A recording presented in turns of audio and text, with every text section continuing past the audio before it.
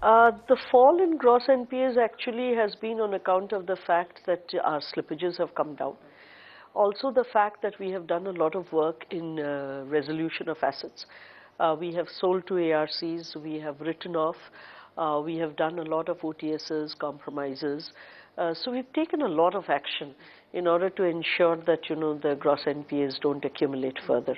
Of course, there was a top line growth as well. You can't not acknowledge the fact that there is a top line growth. The market also corrected because it got spooked by the huge restructuring number that you announced, 11,000 crores. That's nearly 3 times what you had announced in the third quarter.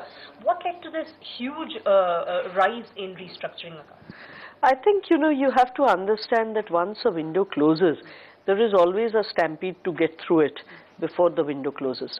I think that's precisely what happened this time. So there were a number of accounts where the stress was not so important that it needed restructuring, but they did not want to take a chance. Given the fact that the demand has still not come back, given the fact that we still seem to be looking at a quarter or two before the demand really kicks in.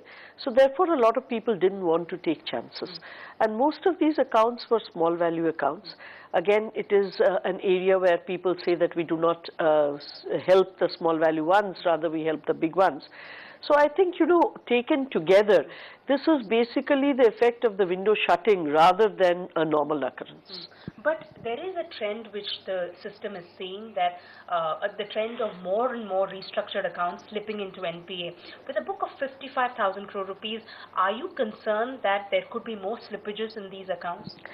If you have seen our numbers for this year, our number this year of slippage from the stock of standard restructured is only 14.71%. That is well within the regular run rate. We have in fact been guiding more conservatively and saying, you should look at higher numbers and things like that, but that has not happened. We hope we'll be able to stick on to these numbers, because when we did the restructurings of each of these accounts, we have taken into consideration their ability to withstand, their ability to turn around. However, there are assumptions that are made during restructuring, and those assumptions have to come true. Sometimes it has to do with the growth in the economy, and which, as we all know, it's still lagging. It's still not come up to our expectations. But having said that, at this point of time, it's still tracking below 15%, which is the regular run rate. This has been the case for us for the last 3-4 quarters. I really am not very spooked with or worried that it will go up substantially above this.